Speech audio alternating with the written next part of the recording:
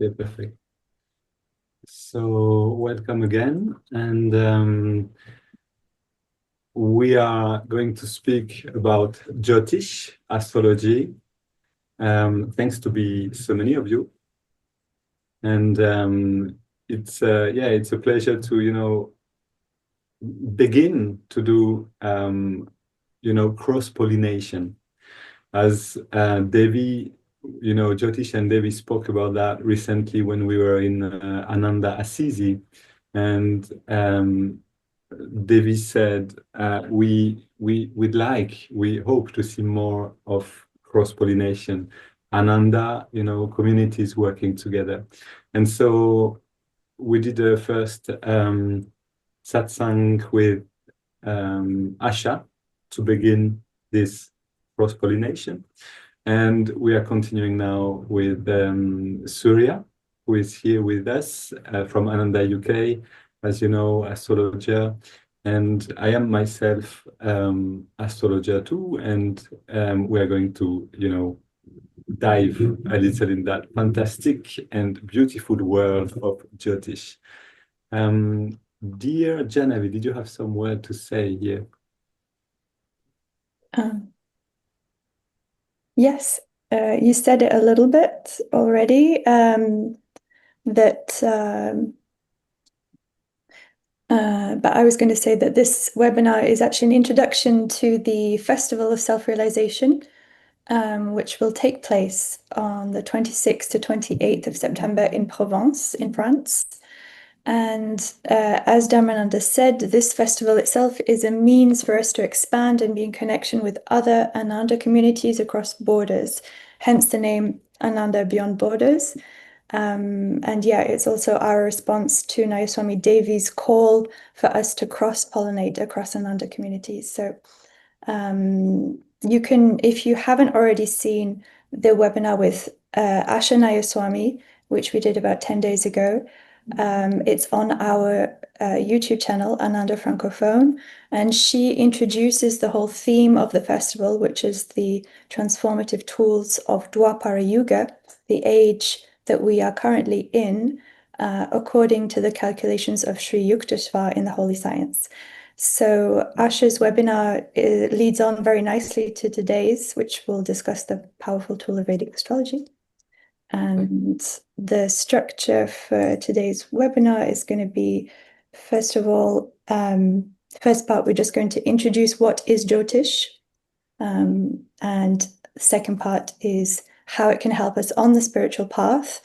And then the final part will be a question and answer sort of session. Okay, but we'll begin with a very brief meditation just to center ourselves, which I think Thank you Dharmananda very much. Thank you very much, Janavi. And I was just wondering if people do see us in small boxes, or if they see us a little better with Surya too, maybe later. You are managing that, right? Okay, thanks. So to begin, we are going to pray as these teachings, what we are going to share now is part of Ananda's family, Ananda's, you could say, ministry, spreading the teachings of self-realization. And so we'll start with a prayer and a short meditation to go inward, and then let's dive together in these things. If you have questions, I tell it right now so we don't forget. If you during the webinar, find some question, please write them down, and there will be a little time at the end for asking them. All right. Let's take a deep inhalation and, be a little straight with the body, relaxed and straight. Exhale and relax all muscles and just feel the well-being now coming from that relaxation.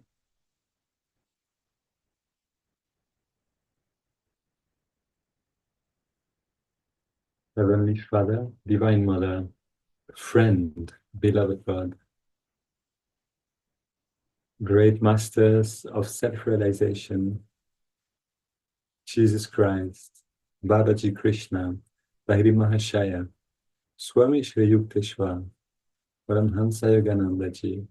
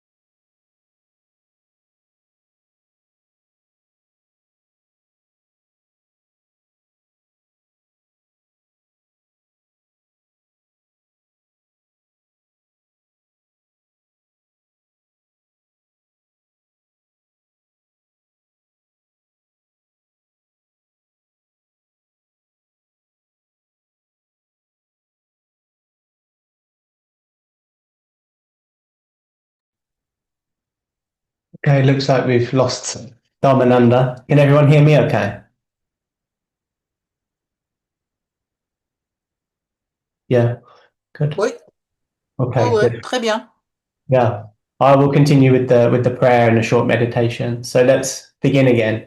Heavenly Father, Divine Mother, friend, beloved God, great masters, Jesus Christ, Babaji Krishna, Lahiri Mahashaya, Swami Shri Yukteswar, beloved Guru, Paramhansa Yogananda, saints and sages of all religions, we humbly bow to you all.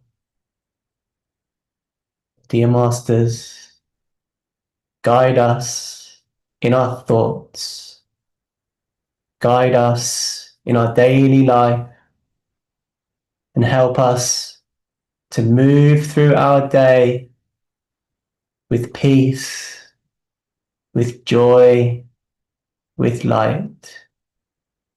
We offer ourselves to Thee.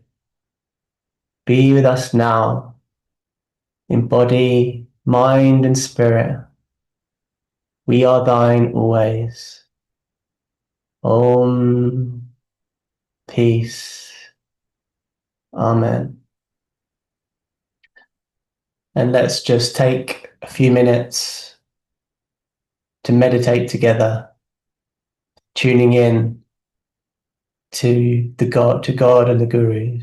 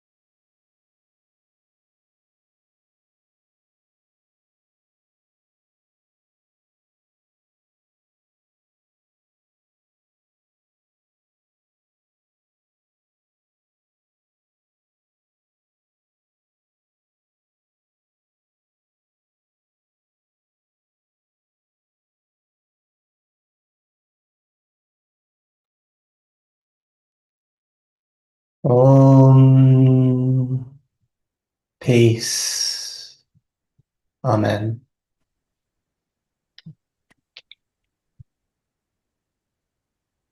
All right, thank you for getting the meditation, friends. As I said, we have a storm here. So just beginning to pray and interesting. But we stay centered, we live the teachings, and we're happy to be together. So again, thank you, Surya, for being here. And a few words on why we do, this webinar first. So why we speak about Jyotish today is mainly because Yogananda actually spoke he wrote about Jyotish in the Autobiography of a Yogi. If I remember well, he dedicated 2 whole chapters, explaining first why this is a precious tool through the words of his guru, Sri Yukteswar, and then giving examples, of how friends of him and himself have been greatly helped through astrological remedies. So before we go further with, what is Jyotish, I'd like to say and to hear also, how we, Surya, and to hear from Surya and to tell you how we have came to Jyotish ourselves. And yeah, why not hear you, Surya, actually? How did you come there? What brought you to study this Vedic science? Sure. Hi everyone. It's wonderful to be here, and thank you, Dharmananda, for inviting me. So, how did I come to Jyotish? Well, I had my first reading when I was in my late 20s. So that's around the time of Saturn's first return. Saturn takes about 30 years to cycle the zodiac. And so that's often the case. It's like a time of maturity and growing up and figuring out certain things about your life. And so I had a reading with an astrologer called Dennis Harness, who's a really great astrologer from Arizona. And he gave me the reading. It was online, and I was just nodding along, and the whole time it was a lot of yes, and it resonated with me a lot. And one of the things he told me was, if you're not learning, you'll feel like you're dying, which was a really strange thing to say, but it was just really true. I have a learning addiction, might not quite be the right word, but I love learning. It's a big part of my life. And he said to me, do you have a big library full of books? And I said, kind of, yeah. I had lots of bookshelves like this with many books. And so he told me many things. And after that reading, I just became very obsessed. I really enjoyed to learn about astrology. And I think that what happens is it triggers something from past lives. Many people will get a reading and they'll have another reading maybe, but they don't want to study Jyotish. Whereas with me, I just couldn't not learn about astrology. So it's like I had no choice almost. I was just really drawn into it, and it helped me in profound ways. And so I started giving readings, just simple, started charging a little later, and here we are today. Very interesting, Surya. I never heard the story of you coming to Jyotish, and I must say you must have given me the virus of Jyotish, in that same way, because actually I had a reading with you, as you know, and then I felt this thirst. I felt like I cannot not study Jyotish. I have to study Vedic astrology. And so, yeah, slowly or quickly, because, I had this appetite, I began to dive in that. And, I just like to share an experience that was particularly for me revealing the efficiency of Vedic astrology.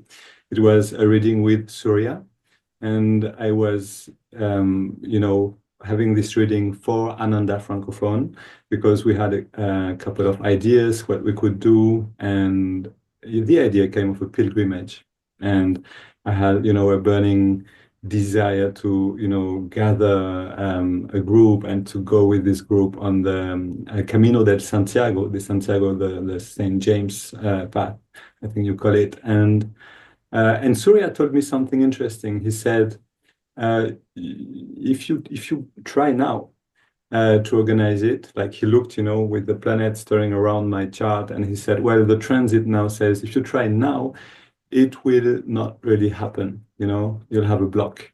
Why don't you wait until, and then he turned the planets around on my horoscope and he said, August, these dates, and then the door will open.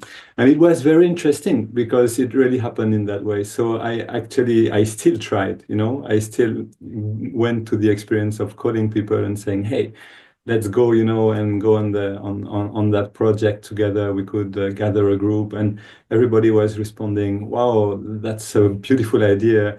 I can't, but I'm with you in spirit, And so after a couple of these answers, I understood this is really the time to prepare. And then in August, as Surya advised me, then, I matured until August. What could we and what should we do? What is trying to happen, as we often say in Ananda? And in that time, somebody called Darshan actually and said, Asha is coming to France. And why won't we do something with that? And so I began to meditate on that. And then the idea of a festival came. And I began to announce this festival last year in August, and it was, just a beautiful experience. And as Surya told me, the door will open. And so I have this profound, recognition of the efficiency of Vedic astrology. And I think, I began to study it a little before, but then I could more understand what was happening, and, and now I'm giving reading. I'm, following also a teacher that Surya also receives lessons from. And it's all, as Surya said, a profound inspiration to understand as much as we can the law and, the showing of the law of karma in our lives, and how to deal with this instead of trying to swim against the current. Now, so we divided this, we shared this time in two parts, and I will introduce a little to what is actually Vedic astrology with simple images that can help you, grasp how it works really on a physical astral plane.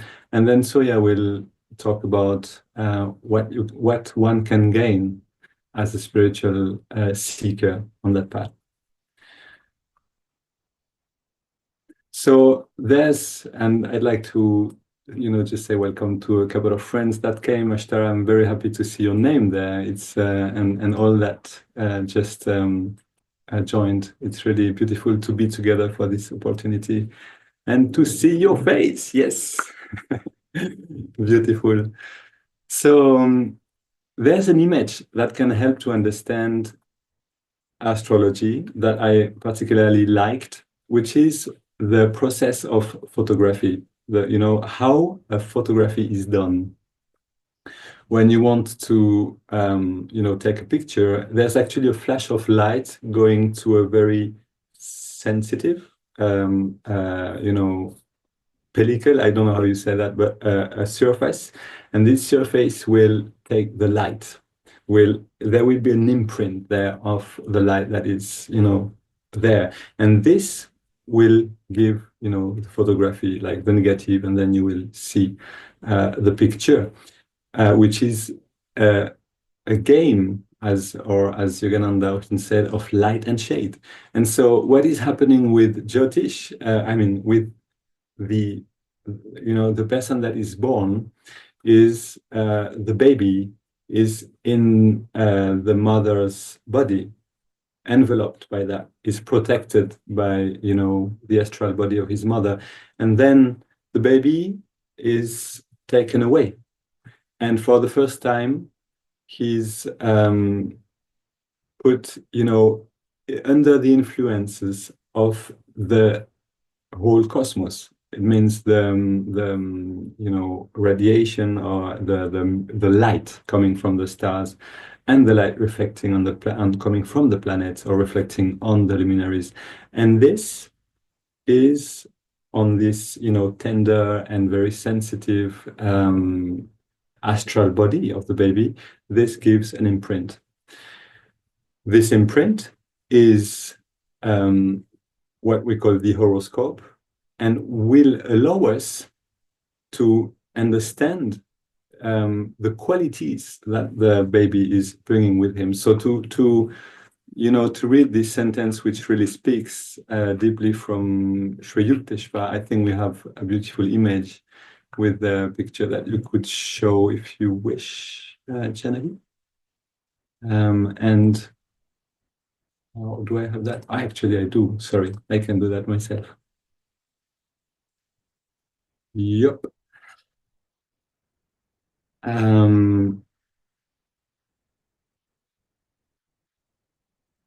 Yeah, so we have, can I actually, maybe it's better I let you do the whole thing, Genevieve, so oh no, that's perfect. I didn't know we can share that way.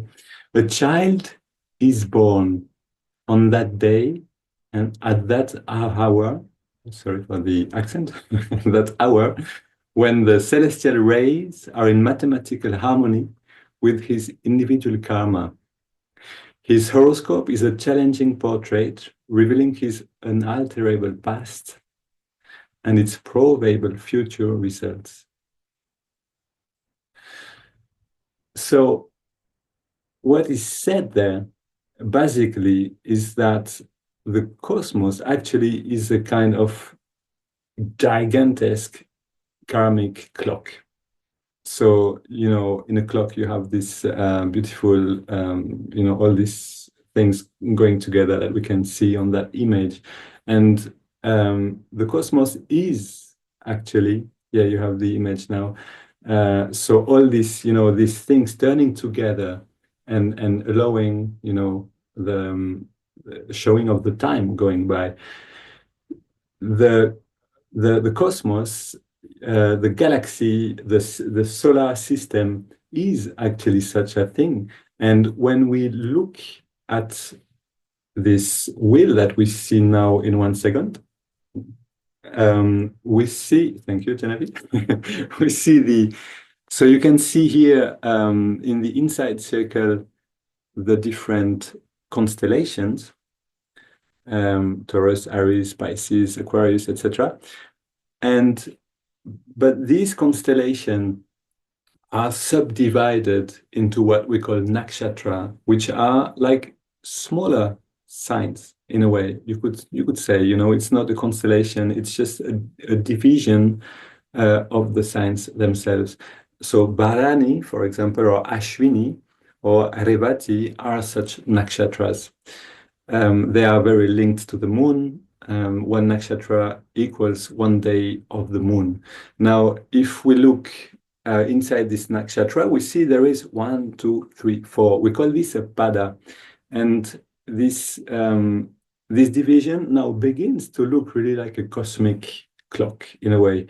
And so we have this mechanism, which is, all around us in the stars. I think you can stop the sharing. And we have also planets. So yes, as Yukteswar is explaining here, the child is born at that precise moment when the the cosmos, actually, you know, the planets, the constellation, can give the imprint of the karma that this soul is carrying with itself. And thus, there's a time for each of us to take birth. Now, there is also, so we have these constellations, we have the subdivisions of the nakshatras and the padas, and we have also the planets. And the planets will be here like the actors, you could say. So the constellations are qualities. Each constellation has an element to it, like earth, water, air, and fire, and has a quality. So there is different, like each constellation has many different aspects to it that gives qualities. But these qualities, like rays of light, will need, in a way, will have the help of the planets to give to this quality and to this ray of light coming from the constellation, more force to imprint the astral body of the newborn baby. And so, you know, it's like when you want to ignite a piece of paper, you have the sun, you have a lens, and you can accentuate the light of the sun on a piece of paper and get it to burn. And this is a way to explain what is happening with the planets and why they play such an important role on reading, you know, astrology. A planet will be between, actually, so we have the Earth here, we have the planet here, and we have the constellation behind. The constellation is, you know, sending their qualities through the planets, and the planets will send it on Earth. And so this, and so there, we understand that, you know, we have to be accurate, which means, and that is also very interesting to know, that Sri Yukteswar, I was speaking with Mauro very recently in Ananda Assisi. Mauro is you know, renowned astrologer for those who live in Ananda Assisi particularly, or those who know the astrologer in Ananda. And he told me this very interesting thing. He said Sri Yukteswar actually called his astrology the cosmic astrology. Why this name when every astrology is about the cosmos, you know, is about these things? And there we have an answer that is really interesting and explain the accuracy and the efficiency of Vedic astrology. So yeah, I'd like to do it a little, you know, interactive. Does anybody here wants to share on the chat his birth date and hour, and if possible the place also, so that we can look at a picture of the sky at the night of your birth? Okay, thank you, Saraswati, Prakash. Okay, we have. So we'll just take now the first one. And I'll also, because I have it already installed on the software, I'll share you mine also to begin with. Okay, thank you everybody for sharing your birth times and everything. So what I'm going to show now will help you to understand a true difference between what we call Vedic astrology, which is actually called Jyotish, so light, which means, you know, the branch of the Vedas that allows to watch the karma, and other kind of astrologies. Now, okay, how can I do that? I can do that easily here, and here. So here you have a picture of the sky.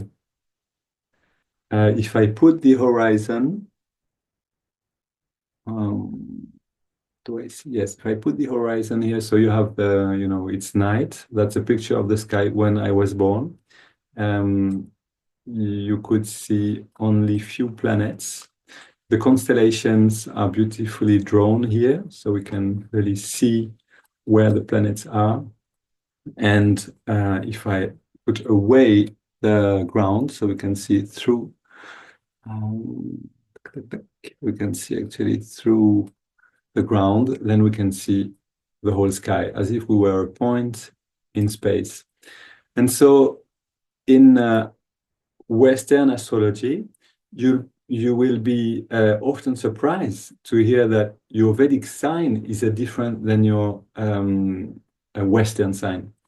So, for example, I am born on the 29th of December, 1980. But so for you know, in Western astrology, we would say, so I was Capricorn, which means the sun. And this is important to understand. When we say I'm a Capricorn in Western astrology, it means the sun, when I was born, was in the constellation, was in the constellation, was in front of the constellation of Capricorn. Now, if we look precisely here, we can find, whoops, sorry, it's turning. All right, so we can see this picture, this beautiful picture of Sagittarius, and the sun being just on the top of the head of Sagittarius with Mercury together. And so the question then is, am I a Capricorn? Am I a Sagittarius? And then, you know, if we look at the ascendant, which is the rising constellation in the east when I was born, this is a very important place also, because the soul actually comes. So that's very interesting to understand.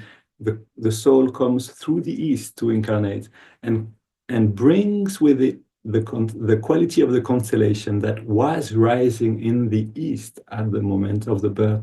And so when we say my ascendant is this and that, we are saying the rising constellation at the moment of birth, which means the constellation where my soul went through, like in a tunnel, and you know, landed in my body, bringing the quality of that constellation was.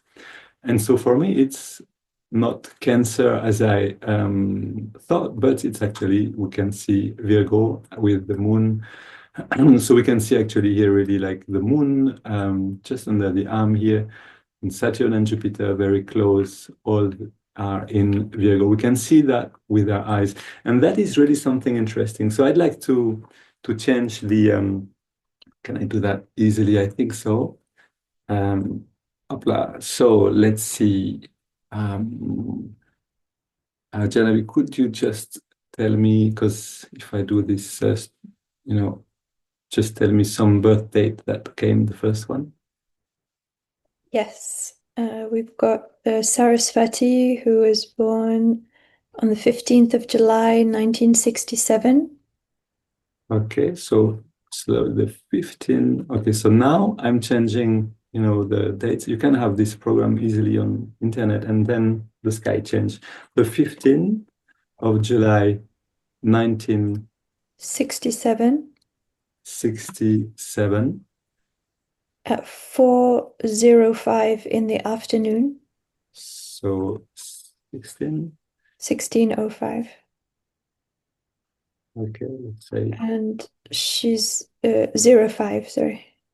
Yeah, that's okay. So Okay. means 16, 4 o'clock and 5 minutes. Yeah. Yeah, and she's born in Le Creusot. And she's born in Le Creusot. So in here, I'm not sure how to change exactly the place, but Le Creusot is in France, and so my birth place was in France, so it's not going to make a big change from longitude and latitude. So it is valid, the sky we're seeing here. Now, okay. So I close here, and here we can see the sky at the moment of birth for Saraswati. So, we see the moon at the feet of Virgo. It could be also in Libra. You have Libra here, the symbol of the balance. You have Scorpio going afterward. let's see. So we have the moon that may be at the beginning of Libra or still in Virgo. I'm seeing Leo here. We have Cancer a little further here. The sun is, yeah, around Cancer. Okay. Or no, that is actually Gemini. Yes, these two people here, Gemini, and then we have Taurus there. So we have the sun, which is clearly, it looks like it's clearly in Gemini. We have the moon, which could be in Virgo or Libra, and Pisces, and some planets maybe that we don't see very well because it's day. Now, if we look at the ascendant, so looking at the east and seeing what was the rising constellation, it is not Starlink, but Libra rising. So Libra was above the horizon line. If we put the horizon again, here it is. Yeah, we see that Libra is rising. And so you can, the funny thing now is with all these incredible tools we have here, we can see a picture of the sky at the moment we were born. And so if we want to know exactly where beyond, like, I am this sign in this astrology and this sign in this astrology, we forget about there is different kind of astrology, and we just want to know which constellation was infusing which planet, like the sun, or which constellation was ascending and the soul went through that constellation to incarnate. If we want to know, we can actually know it. And so we can look at the sky, but the good thing with this, the interesting thing with Vedic astrology is that it's going to tell you what you can see in the sky. And so why is it different? And I will conclude with that, and then we'll listen Surya speak a little more about, how we can use that. Why is it different between Vedic and Western astrology? Mainly for a reason that Sri Yukteswar explained in his book, The Holy Science, which is that the system, the solar system, is not fixed, is actually moving. So the sun, as Sri Yukteswar explained it, and this is not yet confirmed by science. I have looked and tried to see if science confirmed that, but not yet. So apparently the sun and the system solar would be shifting around its dual, which is another star linked to the sun. So we know that there exist dual stars living, linked in a invisible and mysterious way, but that they have a life that is very linked. And so because there is a shift of the solar system, two things happen. One thing which is very interesting and linked to the Festival of Self-Realization that we will, give in Provence at the end of September, is that there is a shift in human consciousness. The further we are from this dual, the lower the consciousness is, and the more identified to matter, and the more we are near this dual with the whole solar system, and the more the consciousness rise and frees itself from this false identification. So that's one thing. But the other is just simply that, because the solar system is turning around something else, then the constellation, which are much further than the solar system, are changing. So 1,000 years ago, on the 21st of April, for example, or any date, the constellation in the sky behind the sun, for example, was not the same. And the Vedic astrology, thanks to different scientific research and also in India, and also thanks to Sri Yukteswar, who did give a correction again of this shifting of the solar system, we can know precisely where is each planet at each moment. And this is actually a great luck, like we are very fortunate to have an avatar, an enlightened master who actually saw these things and gave some accurate information so that we can use this science precisely and reap the full benefits. Which benefits? We're going to hear that now with Surya. Thank you, Dharmananda. That was wonderful to see the actual planets in the signs. I haven't used that technology you're using, and I have to also say bravo for explaining all of those concepts in your second language. It's that's not an easy thing to do. So I'm just going to share a little bit about why, how astrology has helped me, and so how astrology can help you as well, and how we can use it as a tool for spiritual growth and ultimately move towards freedom and self-realization. Because life comes in waves and cycles, and some of those cycles are joyful and expansive and fruitful, whilst other periods of our life are not so much.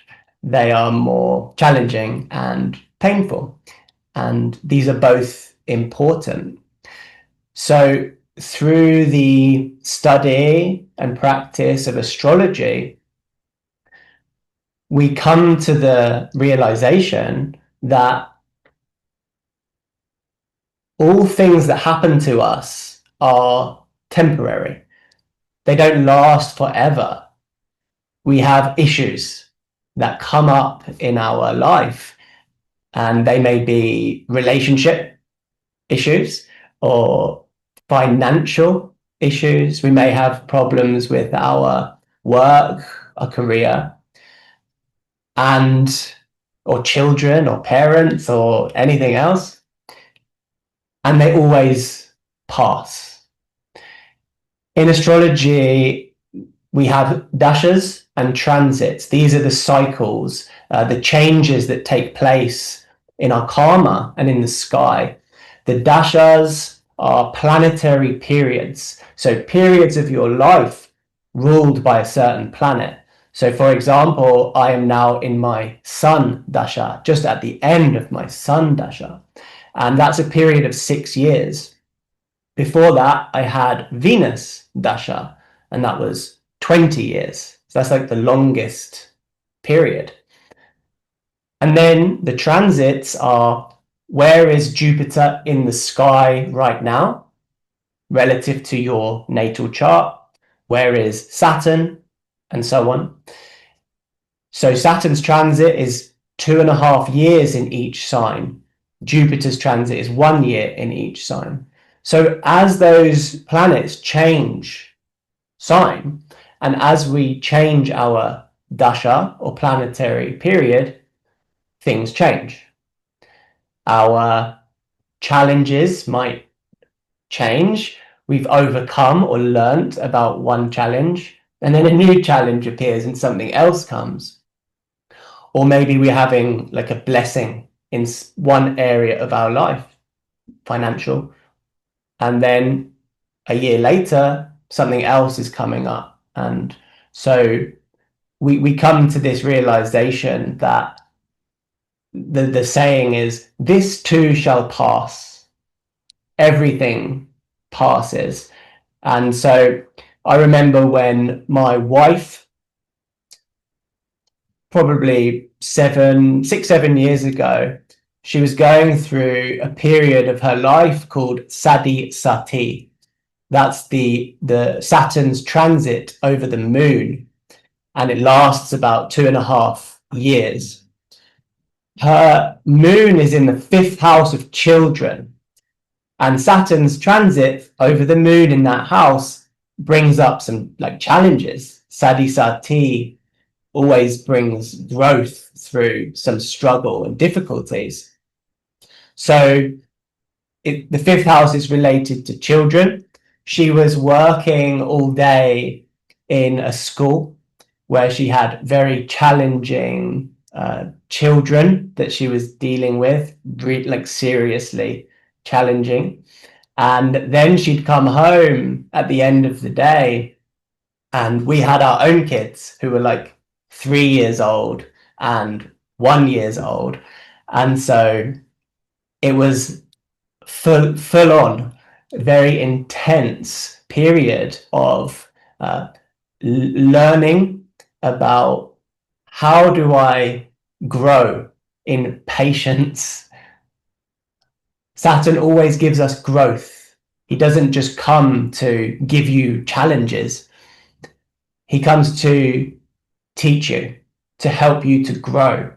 And so for my wife, that lesson was related to, okay, now it's time to become a little bit more patient.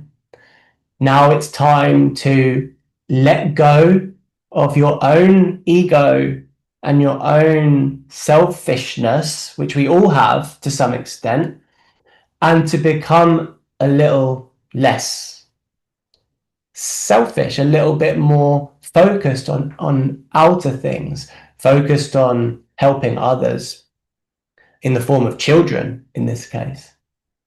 And so one other lesson, I suppose, is letting go of control. Because when you're dealing with a class of 30 children, and then you're coming home to a 1-year-old and a 3-year-old, it's hard to control that. And so that requires a certain amount of surrender and letting go and allowing the day to unfold. So astrology also helps us to understand our karmic tendencies. So the karmas that we are born with, and those reside in the spine in the form of energy. So we can learn to understand these karmic tendencies and to move beyond them. Sorry, it's raining very heavily here. I hope it's not too loud. We hear you very well. I think Zoom is cutting, is fading. Thank you. So we all have tendencies and patterns, whether they are positive or negative. And so some of those might come in the form of maybe we feel some anger, some reactivity. Maybe we feel the need to control things. Maybe we have a lot of fear that we struggle to overcome. And maybe we have a lot of pride. When I had my first reading with Drupada, who is Ananda US's astrologer, he saw that I have 4 planets in the sign of Leo. And so the sign of Leo is represented by a lion or a king. And so whilst there is potential there, he said that Leo can also manifest as excessive pride and ego. So if things are going well for us, we kind of celebrate ourselves, like I'm really good. And if things go badly for us, things that don't go well for Leo, then we feel a great sense of shame or self-criticism. And the reason for that is because we have too great a sense of our own self, of our own ego. And so that's the lower manifestation of Leo. And the higher expression is Leo can become great leaders.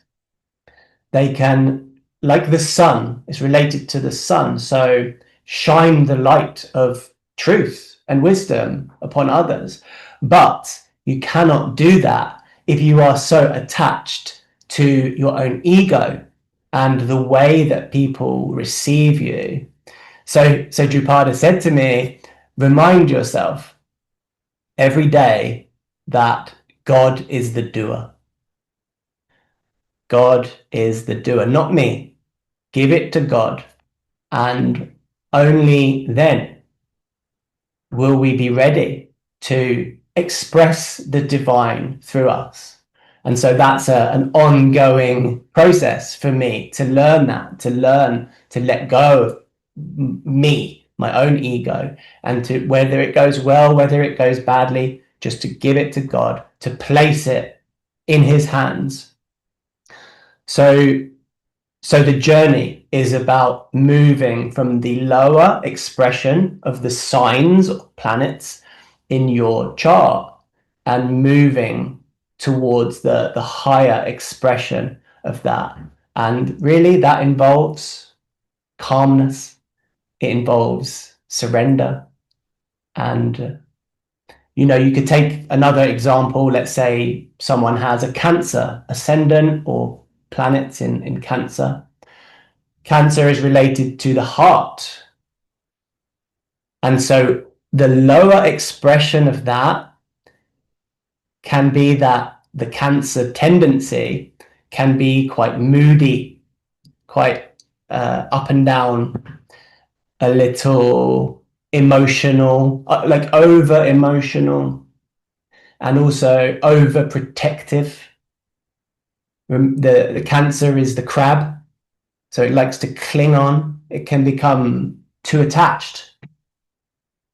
So a lesson for Cancer is to learn to let go and to trust and to have faith.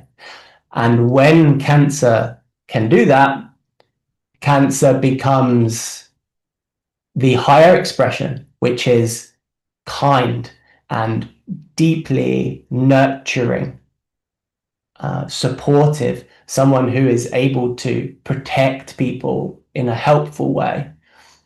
And of course, the heart connection with other people, which leads to tuning in to other people's realities. And so becoming intuitive. And so intuition is another of the higher expressions of Cancer. So as we learn to understand our own karmic tendencies, we can then, at a certain point, begin to understand the karmic tendencies of other people. We learn about, okay, people have lessons. What's this person's lesson? And of course, you can see that in the chart. So you can see their struggles, maybe you can see their lessons, you can see their strengths. And this can really open the heart. When we see someone's chart, we're likely to judge less, to understand that person more, and to not criticize them in the same way. So seeing the chart, understanding the astrology really helps to deepen your compassion for other people. I've actually had charts, I've just looked at the chart and I've been kind of feeling very, almost brought to tears just through this feeling of love and connection before even meeting the person. So it helps us to connect and to understand people in a different way. My daughter, in her chart, she has Rahu and the moon in the 11th house. So what that indicates is she has a bit of a lesson about socializing and about friendships. The moon in the 11th suggests this is something which she would be comforted by, to be sociable and to be around friends, supported by friends. But the Rahu is there as well. And that indicates that this is an area of life which she hasn't mastered in past lives.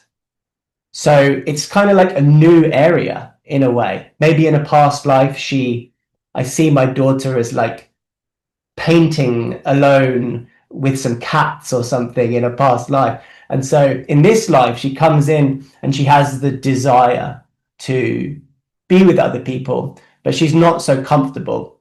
And so when she's around other people, she reads her book, she witnesses. She also does this thing where she pretends to be a cat. She has a cat mask. And so for her, it's like a coping mechanism. It's her way of being there, observing the situation, but not feeling comfortable enough to get involved all the time. So that's helpful. That's helpful for me to know, because a parent could say, what's wrong with you? There's something wrong with her because she doesn't want to socialize. She can be a little bit weird. But seeing the astrology helps us to see that this is just, it's a lesson. It's what she's learning right now, and that's okay. And she'll get there. And the timing, she's in her Rahu Dasha now, between the ages of like 3 and 20. So this is coming up. And this is a time for her to just learn, take a back seat. And we as parents can be patient, to understand and to have compassion for her rather than judging. And so this compassion is cyclical, and the more compassion you feel for someone else, the more compassion you begin to feel for yourself. And so it becomes a positive cycle. And my last point, Dharmananda. Yeah, I was actually going to say, I begin to feel compassion about myself through hearing to you, Surya, because I was, just a comment on what you're saying, as it's really, I was today giving, a reading to a friend, and also telling that my Rahu, so, Rahu is the desire of the soul. As you said, it's that what we seek to be complete, there is a karmic thing there that we need to experience. And as your daughter has, I have my Rahu in the 11th house, and 11th house is really about being together, what we're doing today. I'm here and living my Rahu in the 11th house, the desire of bringing people together and leave something nurturing in a social way. But just I was thinking about a short experience, a short anecdote about an experience I had with this. It's when I was 10 years ago in India, and I was with Amma. Many of you maybe know the hugging saint. And I was in this burning desire of living, as you said, the 11th house, the community, but I didn't know how to do. And so I went to see the hugging saint, Amma, and I got darshan with her. And I was so full of joy with these spiritual teachings. And so I got a note written in her language saying, Amma, should I create an ashram? Should I start an ashram in south of France for your teachings? And she read that letter and she just laughed at me because she was saying, you're not yet ripe for that. But she gave me a banana because she knew, that was also a true desire of the soul. So I was just, thinking about this anecdote as your daughter is young, so maybe it shows, as it did for me also, with a burning desire of something, but is completely inaccessible for now. And as time ripen, these things with detachment may also show. But please continue. That's very interesting what you are sharing there. Yeah, thank you. And Rahu in the 11th house, it's known to be one of the best places for Rahu ultimately, because it's an upachaya house, so it's growing with time, which means it gets better with age. So for my daughter, she's just turned 10.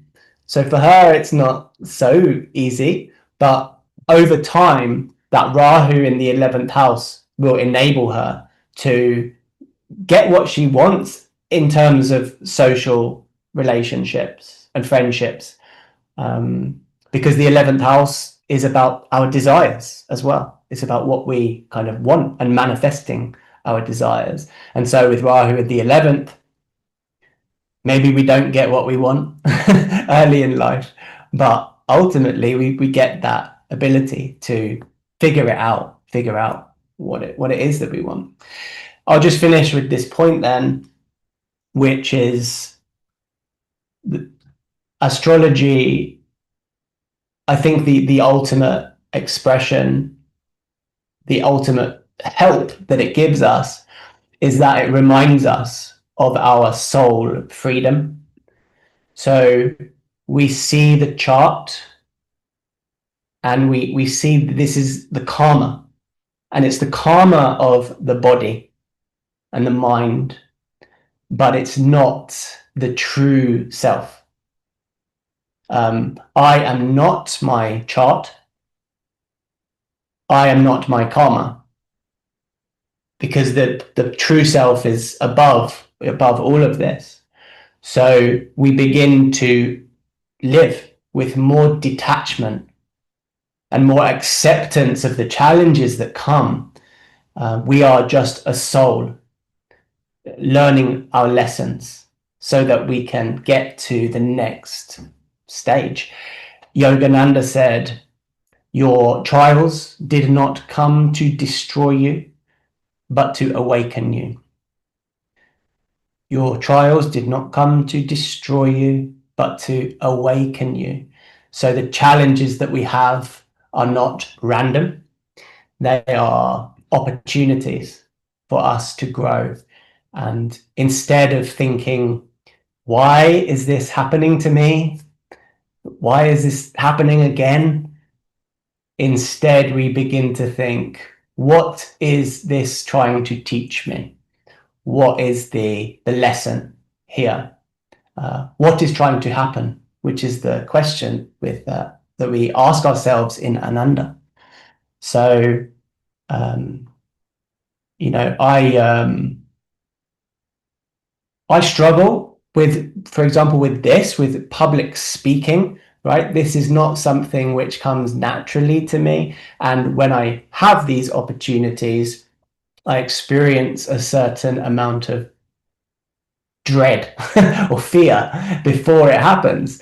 But at the moment, I have a lot of opportunities to speak, and it's happening, and that's great. But I still have that fear. So right now I have Ketu in my 10th house of career and work and action. So this is a time for me to spiritualize the work that I do and to surrender my ego in action, to let go of my own desires and to do what is asked of me. And that takes some courage right now, because my options are A, I do the thing, I surrender and I accept what's given, or B, I shrink, I say no, and I avoid what God has given me now. But then I just put it off to a later time, because that lesson must be learned at some point. So what is the lesson? What is trying to happen? Well, the problem is I have like excessive ego preventing me from being able to share meaningfully. It's just ego which is trying to be let go of. So this is an opportunity. This is an opportunity for me to become more free of my ego, to become more peaceful ultimately, and to find my way towards letting go and moving towards freedom. So ultimately, I'll finish with this. Astrology is about freeing us from our karma.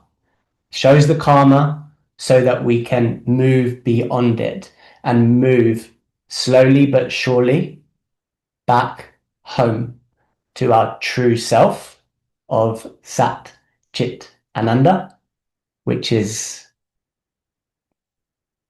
our true state of ever expanding, blissful, joyful consciousness. So thank you. I hope that was helpful. Thank you so much, Surya. You carry your name very well, Sun. So you being a Leo ascendant, the sun plays a strong role there. I see, Lisa, that you have asked some very good questions there. We are not going to go in the details of, for Rahu. So if my Rahu is there, what's happening? It's a very good question. And, one should actually know these things and ask the question and get the answer. That's also why we are studying, because we want to understand. And, one aim of this webinar and, this working together is also to offer potentially, if you are interested, if some are interested, some workshops, so that you can also, access to that knowledge of who am I, discovering slowly, step by step, the richness of Vedic astrology. Now, to tell you, to answer your second question, Lisa, Vedic astrology is the astrology commonly practiced in India. There are some differences in the choice of calculation. And so some are following, as we are doing, Sri Yukteswar's correction of the calculation.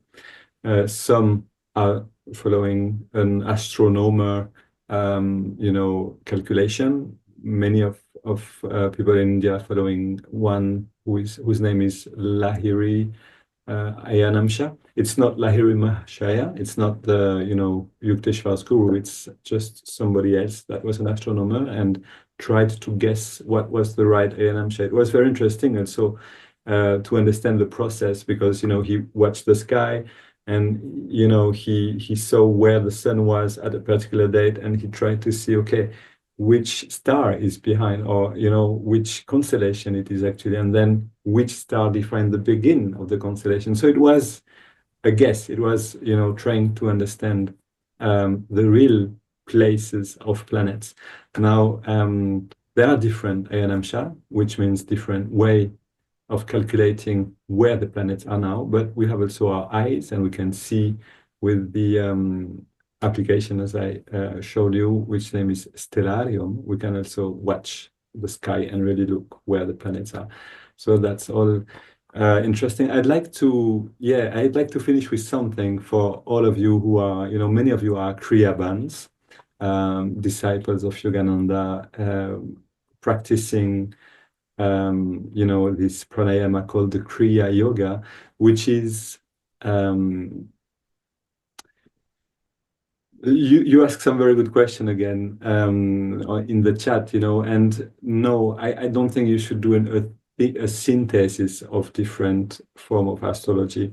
The question is, do you want, because there are different approach. the constellations are the same. The question is, do you want to know precisely where your planets were at the time of your birth, cosmically, like concretely? In that case, you should look for the Vedic astrology. But if you'd like to know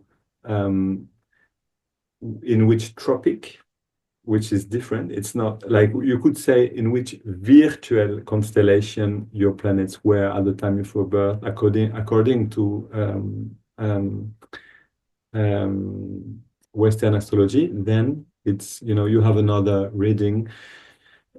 Surya, I'm curious, I tried to understand the difference between both. I asked people, I showed also the picture of the sky to some Western astrologer, and, just showing them, when you were born, the sun may have been in a different place than what you think. What do you think are the differences between both astrology? I didn't study the Western so much.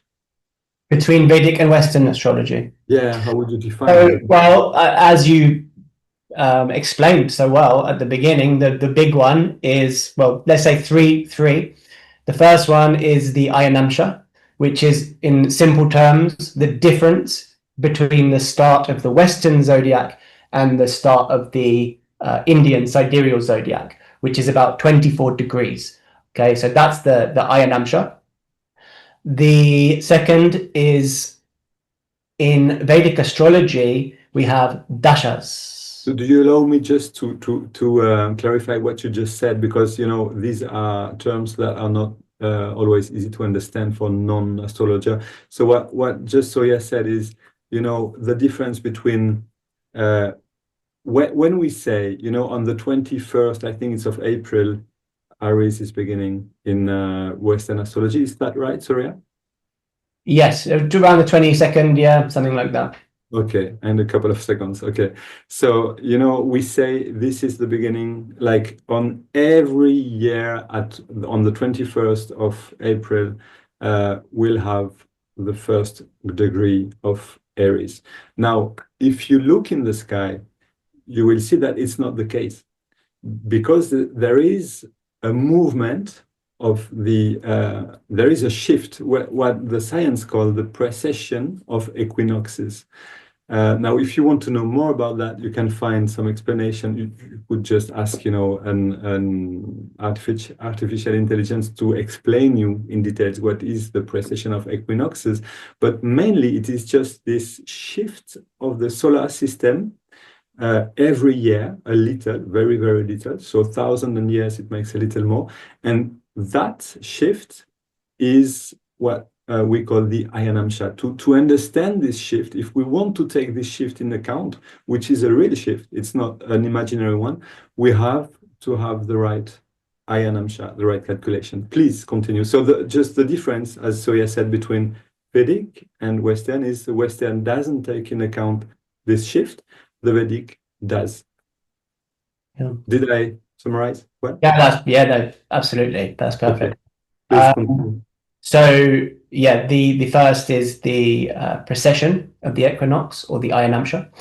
The second is the dashas, which I spoke about briefly earlier, and essentially planetary time periods. So each section of our life is ruled by a different planet, and it's very helpful to know which dasha you are in, because then you can see what is the energy, what is the what's going on, how is the energy of the planets manifesting in my life right now, and does that affect my work? Does that affect my study? Does that affect my spiritual path? So it's very helpful to know your dasha. And the third is the nakshatras, which Dharmananda spoke about earlier and described very well. And they are each, the zodiac is divided into 12 signs, or it's divided into 27 nakshatras. So it's just further divisions, subdivisions of the zodiac. And those are the three main differences. I'm sorry, one other one just came to mind, is that in Western astrology, they use Uranus, Neptune, Pluto.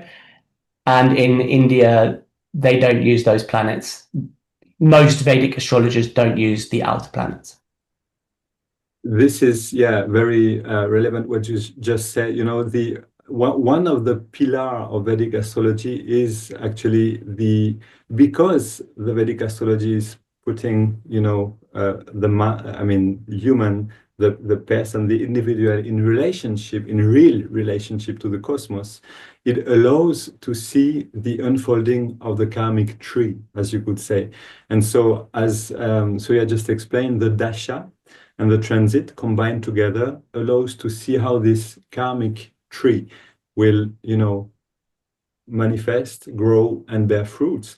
And it will also understand, which fruits do we have to bite. According to our horoscope.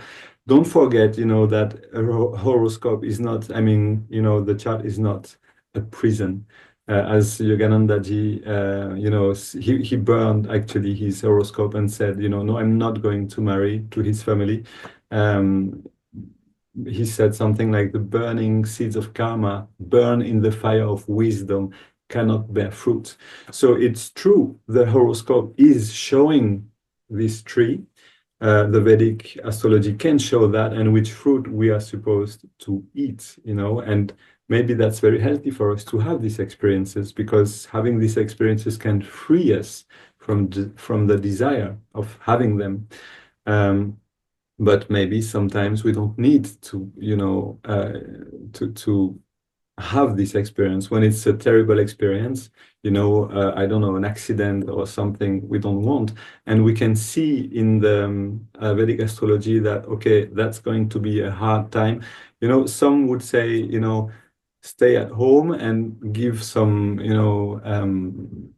food to the poor, and go into service, so that you really attract a kind of grace that can allow you to mitigate. For example, there is many ways of mitigating the stars in a way. So that's, now you are going to speak about that, maybe, Surya. Prakash just asked, how can one outwit the stars? I like this question. With some difficulty, but it can be done. And Yogananda did outwit the stars. He was told by an astrologer that he would be married 3 times, as Dharmananda said, and he was horrified by the prospect of marriage because he wanted to dedicate his life to the spiritual path. And so one night he took the horoscope and he burned it, and he wrote those words that Dharmananda said. And so I would say, read that chapter, because it's very powerful. And also the real way to overcome and to not face the karmas that confront you is through spiritual practice, through your sadhana, through devotion to God and Guru, and attunement to the Guru. And when we take this path, the spiritual path, it's like our karmas are mitigated somewhat. They are easier to deal with in many ways. So that's my short answer. Through sadhana and service.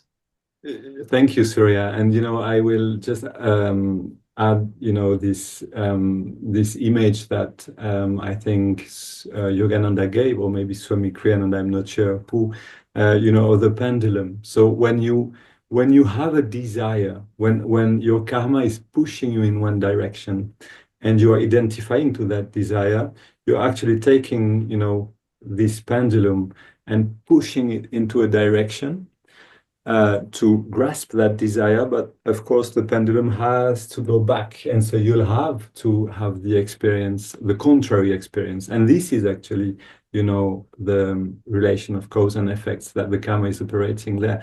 But if you don't identify with the desire, which means if you can leave a desire, offering it totally to God, being in the awareness that He is experiencing this through you, in that case, there is a shift in your awareness, and you are no more identifying with this desire. And so the pendulum is not moving. You can, experience a desire, and you will not push and have to experience the contrary effects of this. So, practice the presence of God is one. God through you, God experiencing, as Surya said, is acting through me, is speaking through me. This is actually the path to get free of the karma. Now, the horoscope and the Vedic astrology is very accurate to show your karma. This is really what it can do, and also to see how you could, as you said, outwit the stars, as Yogananda explained. He has a chapter named like this in his Autobiography of a Yogi. Another thing, of course, are the astral remedies. Would you say a couple of words about that, Surya, maybe? Yeah, sure. When we see certain aspects of your chart which may be challenging, we can perform remedies which will help with that. So in the Autobiography, Sri Yukteswar asks or tells Yogananda to wear an astrological bangle on at least 2 or maybe more occasions to help with a particular health issue or sickness. And that in itself is a powerful remedy. Then also we might use mantras for planets. If a planet, let's say your Mercury, is a little weak or combust, that might turn out in your life as slow thinking and difficulty in communicating and these things. And so tuning in to the planet through mantra or gemstones is a great way to help to mitigate that karma.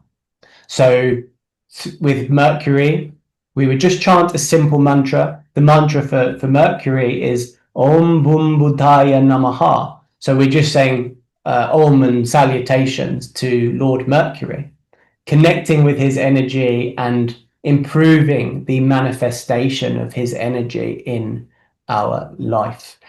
So mantras, bangles, gemstones, and then many other things like just practical daily things. For example, meditation, service, charity.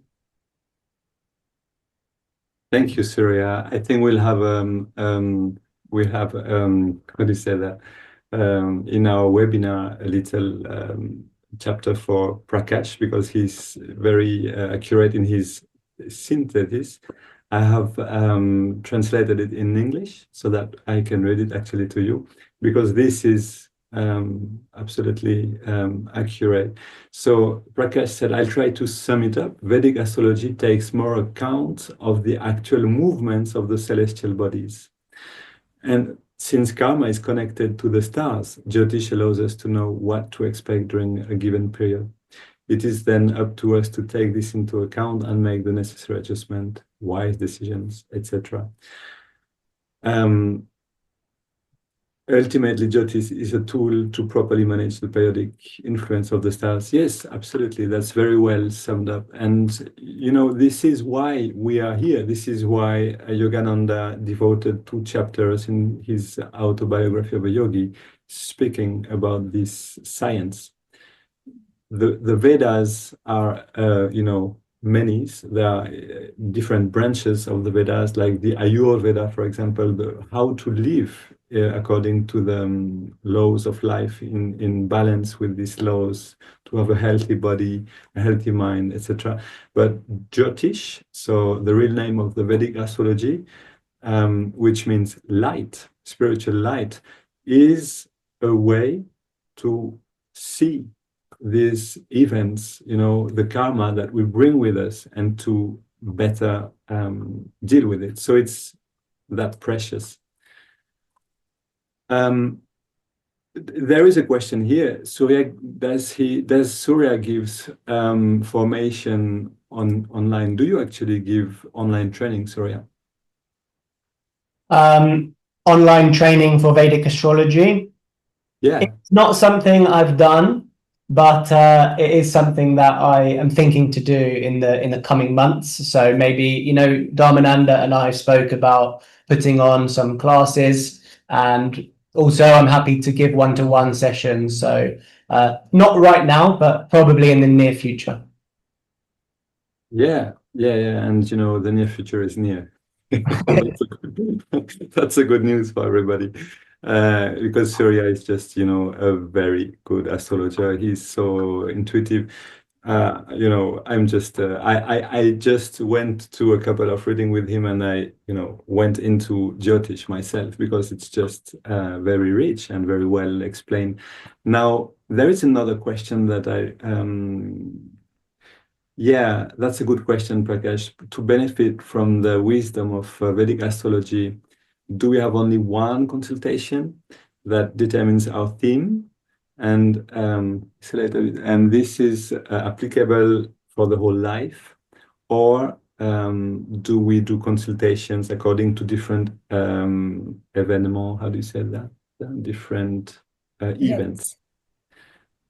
Yeah, that's a good question, and that's mainly why we're here, actually. Can you say a few words about that, Surya? Yeah. Well, you can benefit from one reading, and that determines our chart once and for all. Well, your natal chart is your natal chart, and so you can have a reading and learn about your natal karma, but your karma evolves and changes over the course of time. And so, as we talked about with transits and with dashas, from one year to the next, things will change. There will be new events, there will be new karmas.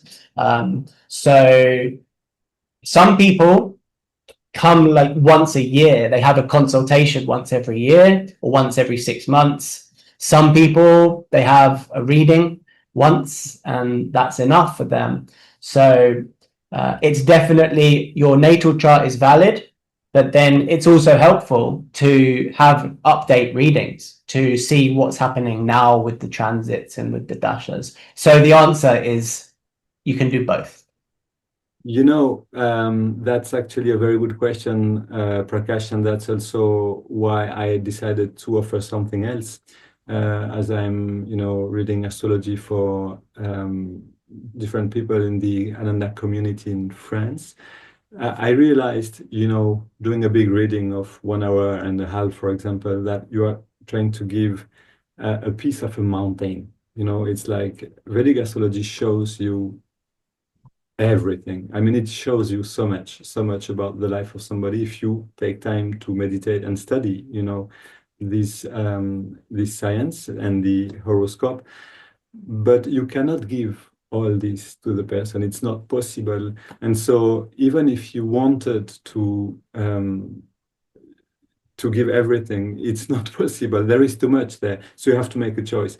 But better than that, what I, you know, felt inspired to do is, for example, to give, you know, because one reading, astrological reading, can be expensive. It's a work to study your horoscope. It's time, you know, and then to read it for 1.5 hours. Okay, it can be a little money, but then I had the idea of doing a kind of subscription where you pay less and you have a reading every month. And so you can have every month a kind of either going a little deeper in your horoscope and understanding, you know, who you are according to all these elements, or you can also see a little more the transit and the dasha, and so this unfolding of the fruit, you know, of karma in the life now, what is coming now, coming month, etc. This is something we think with Surya, we spoke about this alternative, which we both think could be a good alternative to help people, you know, to gain more from that science. I'd like also to take a, I was going to thank our sponsor, Athletic Green, but that's not true. We don't have a sponsor here. just an insider joke. No, what I was going to say is what we're doing now is helping, Ananda communities to link together. And because there are so much, there is a touch in the Ananda communities of spiritual growth, of true teachings, Sanatana Dharma, the teachings of self-realization. And when these color, ally to something like Jyotish, for example, or it can be it could be Ayurveda or different things, then you have something really nurturing. And so what we'd like to offer with Surya is also some workshop to, understand better and begin to learn yourself the basics, to recognize what's happening in your chart. Discover yourself would be a beautiful, series of workshop. It could be also readings. It could be a subscription for one-to-one readings, like I'm doing with the French Ananda community. And at the beginning, the whole benefits will go toward Ananda Beyond Borders, so that this movement can really grow, and serve to spread, these good teachings to the world, because they are there. Many people don't know how powerful tools we have now in Dwapara Yoga, and how we can actually use this tool for growing spiritually and, to do many things. So just to tell again that this is part of our desire to serve. This is important. And so if you feel interest about these teachings, about this science, about any workshop, you can write to us, and we're trying to see how we can spread it, how we can organize, how we can structure all this so that everyone can benefit from that. Did you have something to add, Surya, maybe about this? No, I think you've said it perfectly. Thanks. Yeah, there's so very, very good question from Metka. Also, I think so it's now 9:10. If people want to leave also, you are free to leave. We are on Zoom, no problem. We can continue a little bit if that's okay for you, Surya. Yeah, I can stay for another 5 or 10 minutes, but after that I'll have to take my children to bed. And read a good story for them. That's important. And now, and we'll also, because I just see Genevieve wrote this contact here, we will also create an Gmail, Ananda Beyond Borders, gmail.com, so that you can write directly to this, association that we are already, physically, and maybe one day on paper, we don't know, but so that we can give you the information you are asking. So Metka asked a very good question. When you develop spiritually by practicing Kriya, do the planets have less impact on you? I'd like to let you answer that first, Surya, and then I'd like to give Swami Kriyananda's answer about it. Yeah.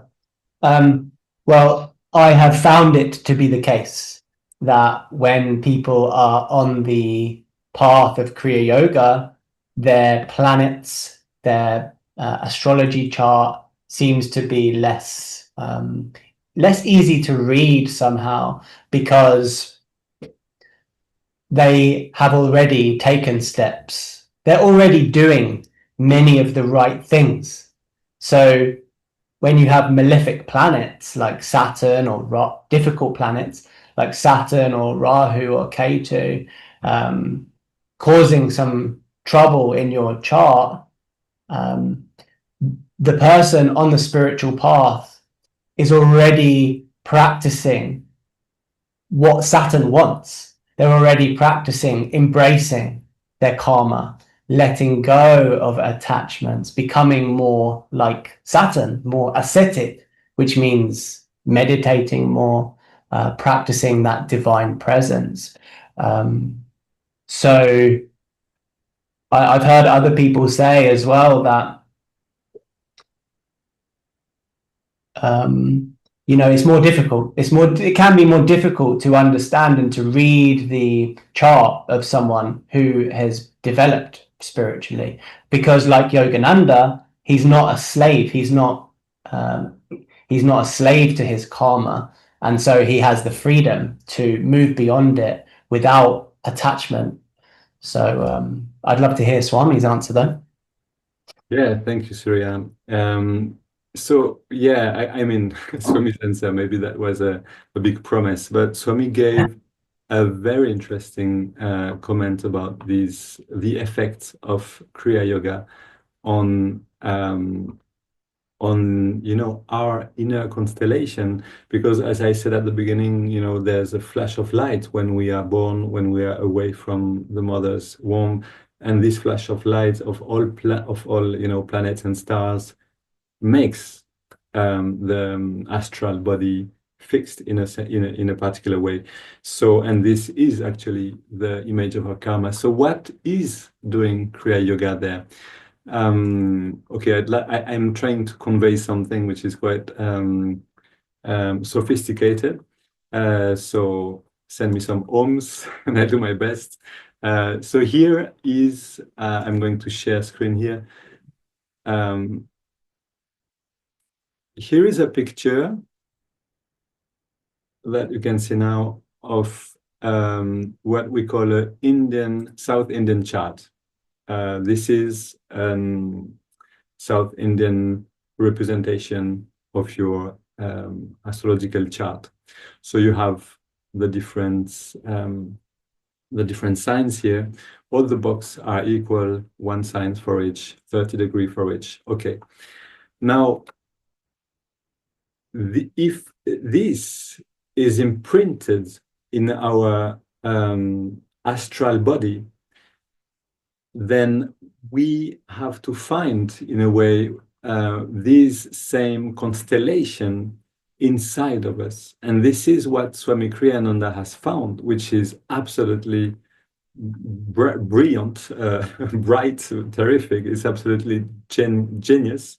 What he found is the correlation between the constellation and the chakras in a way that for me makes the most sense. Like I have heard different theory of which constellation correspond to which chakra, and this makes really sense. So let me show you what he has found on the next. Yeah, so we have done with Genevieve a little, actually, thank you very much, Genevieve, for this work, representation of what Swami explained there. So we have the constellation. We begin with Aquarius here. Aquarius is ruled by Saturn, and Saturn is the restrictive planet.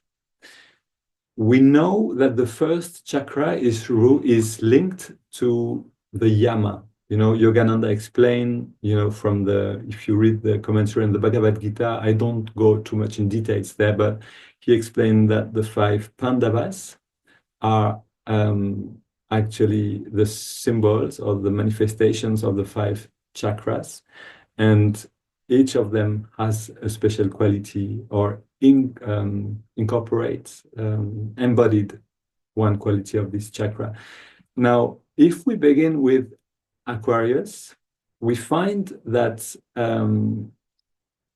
Saturn is ruling it. Saturn is restriction and correspond very well to the first chakra, which is the expression in Yogananda's teaching of yama. So for those who know yama, niyama, all the different branches of yoga, this is the first, like the don'ts of the spiritual path, the thing like what gives us integrity in our spiritual life is because we know to resist to some tendencies. And this is typically the aspect of Saturn, the discipline to resist certain negative things that could bring us to fall down, spiritually speaking. Now, if we go to the next constellation in the order, we will find Pisces. Pisces is ruled by Jupiter. Jupiter is also called Guru in Sanskrit, and is the energy of expansion. This second chakra is linked to through Yogananda's teaching, to the niyama, which is the thing you don't need to control. Actually, you are supposed to do them, like contentment or patience or, kindness, generosity, all these qualities that the planet Jupiter perfectly embodied. So we have Aquarius, that could correspond very well to the first chakra, and then we go further and we have Pisces, and ruled by Jupiter for the second chakra. If we go further, we have in the constellation Aries, ruled by Mars. Mars is a fiery planet. It's the planet of self-control, of the warrior. It's a planet of the force of willpower. And Yogananda gives the character Arjuna. If you know the Bhagavad Gita, Arjuna represents the warrior, the spiritual warrior, the force of will, and he is representing the third chakra in the spiritual seeker. And so what that means. It's like we're going up the spine, actually, through the constellation. I'm going quicker here. So we have Taurus. Venus is the planet of love, of harmony and beauty for the heart chakra. Then Gemini, Mercury is the planet Gemini is ruled by Mercury, which is the planet of expression, which corresponds to the throat chakra. So that is actually mind-blowing. I mean, he found exactly that, what makes sense on the correlation between chakras and constellation and planets. And this is linked to Yudhishthira, Dharma, the expression of truth, the expression of what is right. Then we go a little up, and we have, just behind the skull there, we have the medulla oblongata, which is the negative part of the spiritual eye. So we have one chakra divided in two poles: the moon, for Cancer, ruled by the moon, and we have the sun, ruled by Leo. The sun is the spiritual eye itself. And so you go up the spine, you go until through the constellation until Cancer, which is the place where the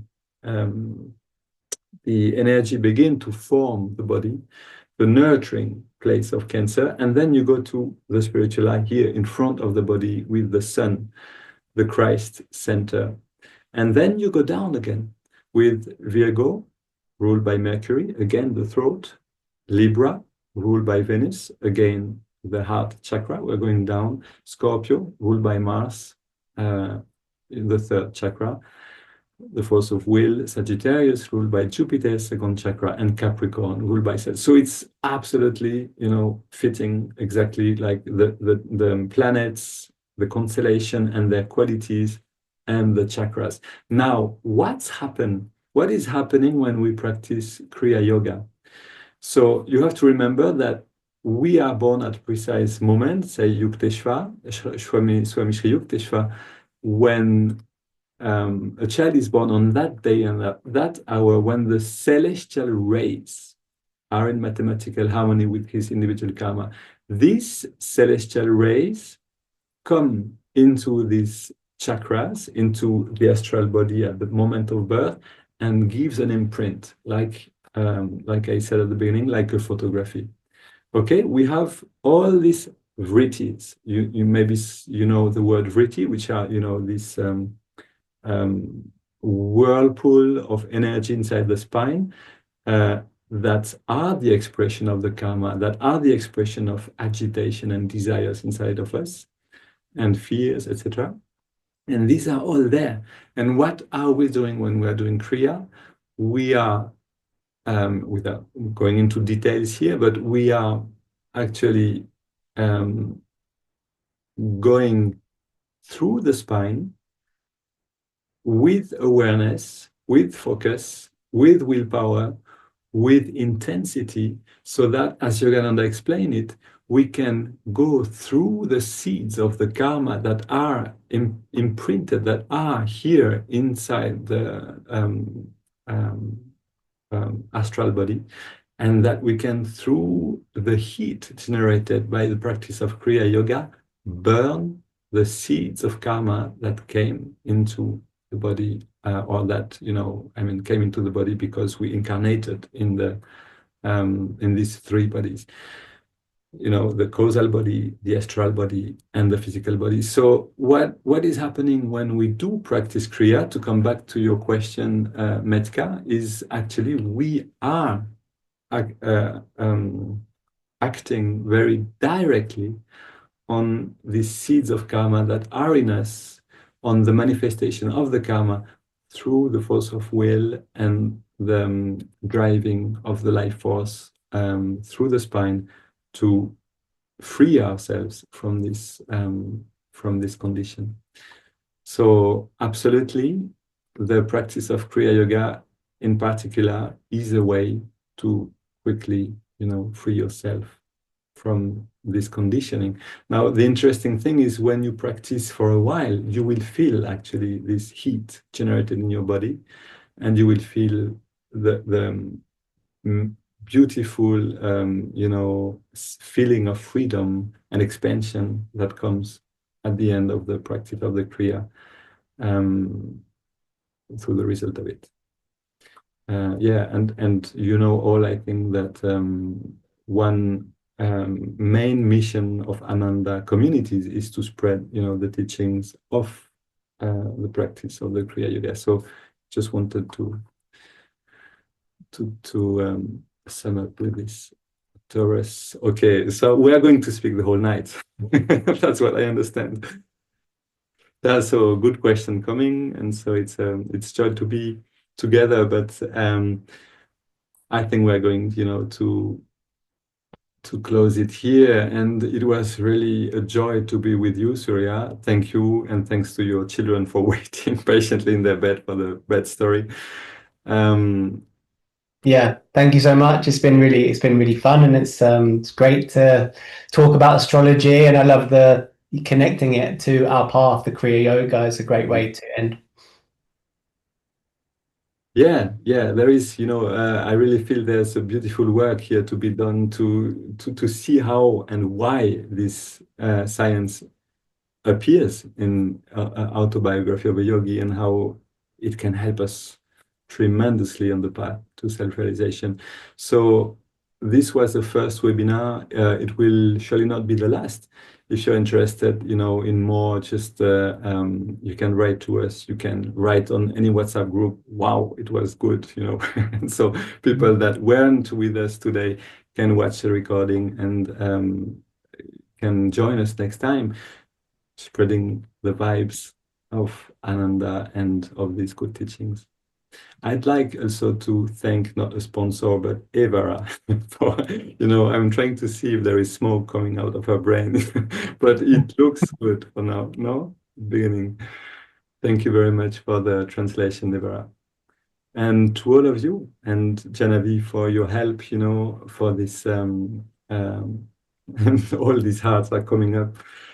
Thank you to all of you. It's really a joy to be together for this beautiful moments, and more will come soon. Actually, next Tuesday, you'll have another webinar. We'll announce it very soon. Enjoy your evening, and see you very soon. Thanks to everybody. Thank you all. See you soon.